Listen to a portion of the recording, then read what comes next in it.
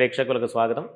మనం 2024 మే నెలలో ఉన్నటువంటి రాశి ఫలాలలో భాగంగా కుంభరాశి వారికి ఉన్నటువంటి గ్రహస్థితిని దృష్టిలో పెట్టుకొని ఉన్నటువంటి రాశి ఫలాలు చెప్పుకుందాం. ప్రధానంగా వీరికి జన్మ శని అంటే రాశిలోనే శని ఉండడం, దాన్ని ఏలినాటి శని కూడా అంటూ ఉంటాం.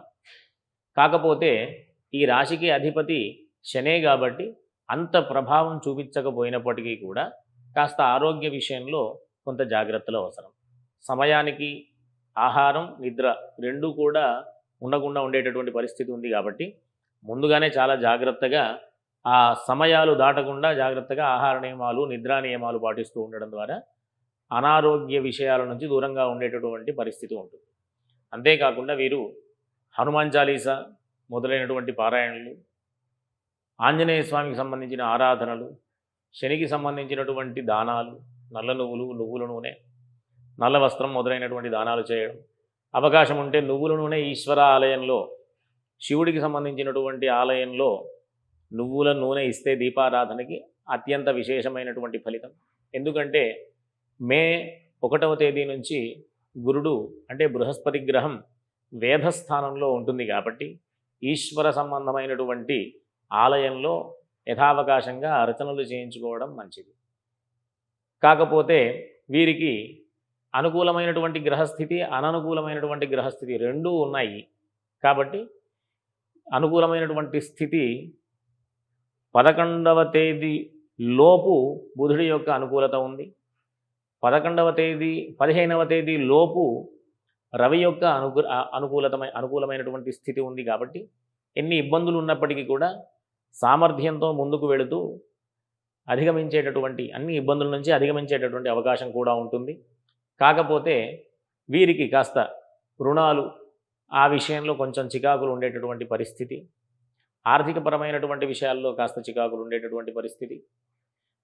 కుజుడు అంటే తృతీయాధిపతి, దశమాధిపతి రెండూ కూడా కుజుడు, రెండిటికి అధిపతి అయినటువంటి కుజుడు వేధస్థానంలో ఉంటాడు ఈ నెలంతా కూడా. 2వ స్థానంలో వేధస్థానం కుజుడికి గోచారంలో. కాబట్టి వృత్తి, వ్యాపార, ఉద్యోగాల విషయాలలో కాస్త చికాకులు ఉండేటటువంటి అవకాశం ఉంటుంది. కొంత ఇబ్బందులు పడేటటువంటి పరిస్థితి కూడా ఉంది. కాబట్టి ప్రతి మంగళవారం అవకాశం ఉంటే ప్రతిరోజు కూడా సుబ్రహ్మణ్య స్వామికి సంబంధించినటువంటి స్తోత్రపారాయణ చేయడం, సుబ్రహ్మణ్య స్వామి వారి యొక్క ఆరాధనలు చేయడం అత్యంత అవసరం.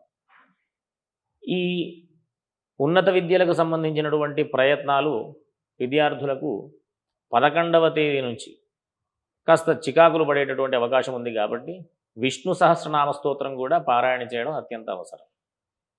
ఈ విధంగా ఈ కుంభరాశి వారందరూ కూడా మిశ్రమమైనటువంటి ఫలితాలు ఈ నెలంతా కూడా ఉన్నాయి. కాబట్టి మీకు ఇంతకుముందు చెప్పినట్టుగా ఇబ్బందులన్నీ తొలగాలి అంటే దేవతారాధన ఒక్కటే మార్గం అనేటటువంటి విషయం మళ్ళీ చెప్పుకోవచ్చు. ఎందుకంటే సామర్థ్యం ప్రధానమైన విషయం, దీనికి మించినటువంటి విషయం దైవశక్తి.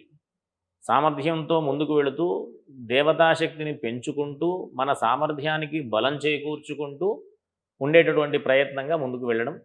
దాంట్లో భాగంగా మనం అందరూ కూడా సుబ్రహ్మణ్య స్వామి ఆరాధన, ఆంజనేయ స్వామి ఆరాధన, తరువాత ఈశ్వరారాధన, ఈ 3 ఆరాధనలు చేయడం ద్వారా ఉన్నటువంటి ఇబ్బందులన్నీ కూడా అధిగమించేటటువంటి అవకాశం ఈ కుంభరాశి వారికి ఈ నెలలో ఉంటుంది. కాబట్టి అందరూ కూడా ధార్మికమైనటువంటి మార్గంలో వెళుతూ సుఖంగా జీవనం పొందుతూ అందరూ కూడా సుఖంగా ఉండాలని ఆశీర్వదిస్తూ స్వస్తి.